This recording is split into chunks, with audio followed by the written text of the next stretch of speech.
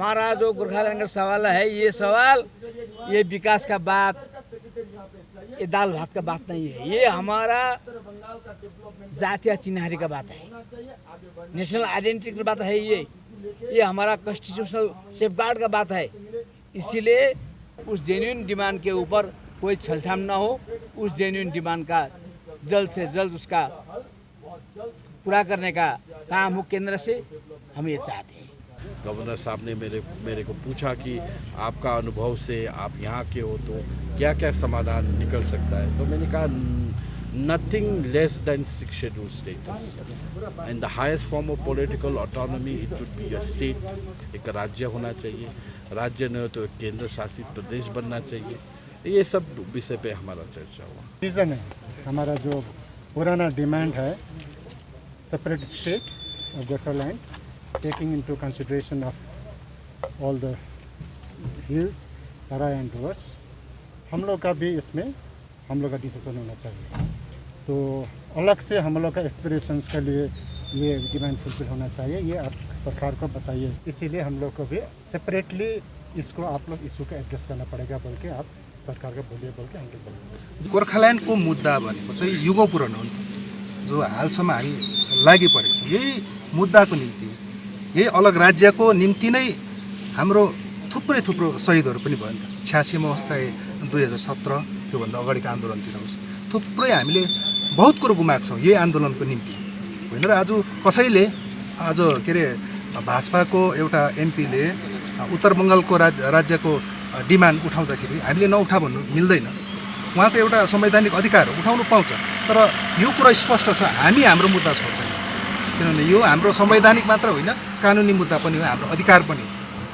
यहाँ बस्ने क्षेत्रमा, यो क्षेत्रमा बस्ने गोर्खा जाति होस् चाहे अन्य समुदाय होस्, हाम्रो यो एउटा संवैधानिक अधिकार हो, एउटा राजनीतिक अधिकार हो, यसलाई चाहिँ हामी छोड्दैनौँ। 7 दिवसीय उत्तर बङ्गाल भ्रमणमा आएका राज्यपाल जगदीप धनखडलाई दार्जिलिङ पहाडका विभिन्न राजनैतिक दल तथा सङ्घ सङ्गठनका प्रतिनिधिवर्गले छुट्टै राज्य गोर्खाल्यान्ड गठनको मागमा नै धेरैजसो ज्ञापन पत्र बुझाउने कार्य सम्पन्न भएको छ।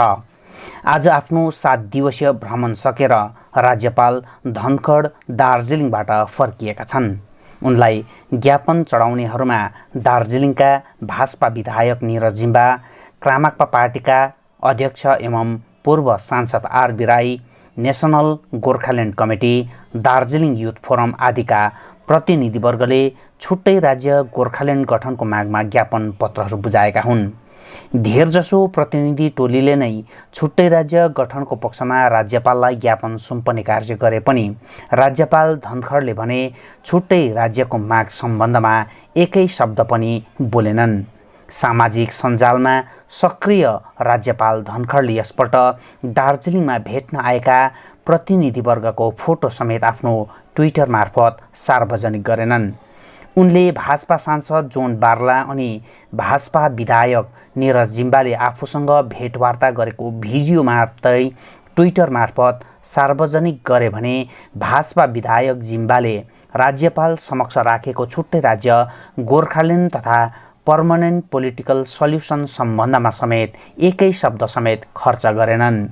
बरु उनले भाजपा विधायक जिम्बासँगको भेटवार्तामा जिटिएमा व्यापक भ्रष्टाचार रहेको आफूलाई गुनासो आएको कुरा सार्वजनिक गरे भने आज दार्जिलिङबाट फर्कन अघि पनि उनले छुट्टै राज्यको मुद्दाबारे मौनता अपनाएर जिटिए करोडौं रुपियाँको भ्रष्टाचार रहेको आरोप लगाउँदै सिएजी मार्फत अडिट गराएर भ्रष्टाचारीहरूलाई सजाय दिने चेतावनी समेत दिएका छन्।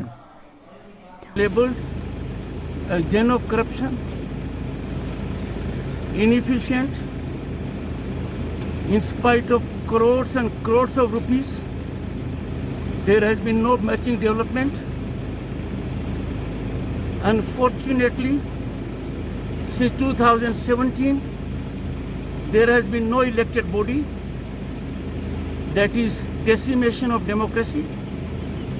And for about 2 decades, in the GTA area, the local people have not been able to indicate their representatives because democratic process is at a halt.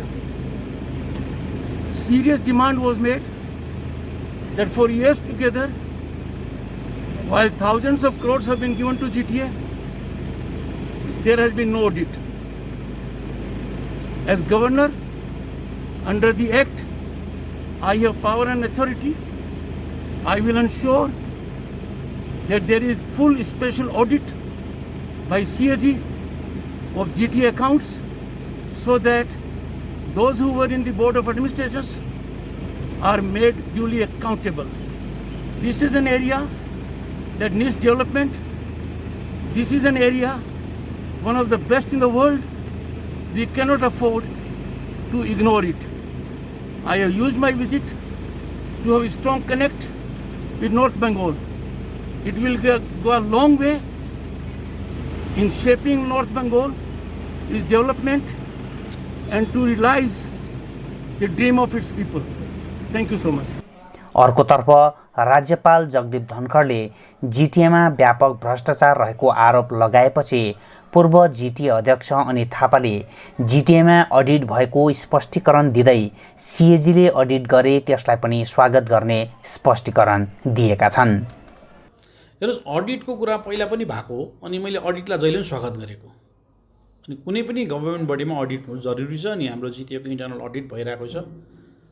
त्यो मलाई जहाँसम्म याद छ प्रिन्सिपल सेक्रेटरीले जहिले पनि अडिटलाई बिलिभ गर्ने खालको नै छ। अनि सरकारको पैसा अडिट हुनुपर्छ, जुनै अडिटलाई म वेलकम गर्छु। हेर्नुहोस्, अनि जुन हामीले जिटिए बोर्ड अफ एडमिनिस्ट्रेसन चलायौँ त्यति बेलाकोदेखि आएको डेभलपमेन्ट, पहिलाको पनि जिटिए थियो र अनि हामीले सम्हालेदेखि जिटिएको डेभलपमेन्ट सबै पहाडवासीलाई थाहा छ।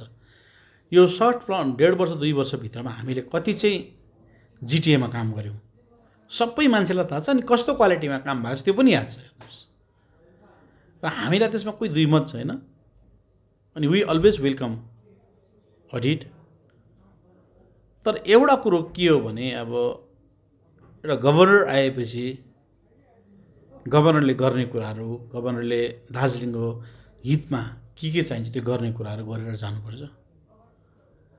एउटा पोलिटिकल मोटिभेटेड लिएर मात्रै आएर हुँदैन। हामी दार्जिलिङबासी सबै कुरालाई रेस्पेक्ट र कदर गर्ने हो, सबैलाई अनर गर्छौँ। तर जहिले पनि दार्जिलिङलाई उत्तेजित बनाउने, दार्जिलिङ शान्तसँगले भइरहेछ एउटा आन्दोलनको माहौल रेडी गर्ने एउटा त्यो काम भएको हामीलाई फिल भइरहेछ। मलाई मात्रै होइन, दार्जिलिङवासीलाई पनि नेपाली त्यो फिल भयो। हेर्नुहोस्, हामी धेरै दुःख गरेर दार्जिलिङमा शान्ति फर्काएको छौँ। तपाईँहरूलाई पनि सबैलाई थाहा छ कि दार्जिलिङ अनरेस्ट थियो, पहाड अनरेस्ट थियो। अनि धेरै यो अनरेस्टलाई रेस्ट ल्याउने अनि डेभलपमेन्ट गर्ने हामीले काम गरेको सबैलाई सार्वजनिक छ। अनि सबैसँग नर्मल प्रकारले नर्म व्यवहार गरेर हामीले काम गरिरहेको छौँ। र फ्युचरमा पनि हामी दार्जिलिङलाई शान्ति राख्न चाहन्छौँ। र कुनै पनि अवस्थामा पहाड अब अशान्ति हुँदैन। जसले जेसुकै इन्टेन्सन लिएर आए पनि दार्जिलिङवासीलाई, पहाडवासीलाई म रिक्वेस्ट गर्छु, हामी धेरै झुक्यौँ, हामीलाई धेरै प्रभोक गर्नु खोज्यो। अब हामी कसैको प्रभोकमा बिलिभ नगरेर हामी हाम्रो पहाडलाई राम्रो पहाड बनाउनुपट्टि लाग्नुपर्छ। इलेक्सन हो, हारजित हुन्छ, त्यो हामीले एक्सेप्ट गरेर अगाडि काम गर्नुपर्छ। मान्छेलाई सम्झाउनु बुझाउनु समय लाग्छ। हामी प्रयास गरिरहेको छौँ, धेरै मान्छेले बुझिसकेको छ र अझै पनि बुझ्छ। हेर्नुहोस्, त्यो सेन्ट्रल र बङ्गालको सब्जेक्ट म्याटर हो। अनि हामी एउटा सानो व्यवस्थामा बस्छौँ, सानो जग्गामा बस्छौँ। हामी जहाँसुकै जेसुकै हो हामी शान्तिसँगले बस्न चाहन्छौँ दार्जिलिङवासी, पहाडवासी। अब हामीलाई सबभन्दा प्रायोरिटी चाहिँ यहाँनिर शान्ति व्यवस्था हो। अनि हाम्रो टुरिज्म सेक्टरको छेउमा सबैभन्दा पिसले नै हामी अगाडि जान्छौँ। र सबैभन्दा कुरो हामी डेभलपमेन्टमा, हामी इम्प्लोइमेन्टमा बिलिभ गर्छौँ। जो चाहिँ बङ्गाल सरकारले, हाम्रो मान्छेले बङ्गाल सरकारपट्टि भोट नहाल्दा उहाँहरूले काम गरेको हामी देख्नु पाइरहेको छौँ। र अझै पनि हामी बङ्गाल सरकारमाथि नै आस्था र भरोसा हामीमाथि छ। मेरो त धेरै छ। हेर्नुहोस्, उहाँहरूले प्रयास गरिरहेको छ, गर्ने काम गरिरहेको छ। अनि जुन हाम्रो टर्ममा हामीले बोर्ड अफ एडमिनिस्ट्रेसन हामीले डेभलपमेन्ट गऱ्यौँ यो 1.5-2 वर्षको समयमा, विनय दाजुको समयमा, यो सबै मान्छेको अगाडि छ। हो, हाम्रो समयमा धेरै विकास भएको छ भन्ने मान्छेलाई थाहा छ। र यस्तै विकास चाहिँ आउने दिनमा पनि पहाडले आश गरेको छ, अपेक्षा गरेको छ। र हामी बङ्गाल सरकारमाथि धेरै भरोसा साँचेको छौँ। र यो बङ्गाल सरकारले हाम्रो पहाडलाई अहिलेसम्म दिनै राख्नु भएको छ र भविष्यमा पनि दिनुहुन्छ भन्ने म आशा छ।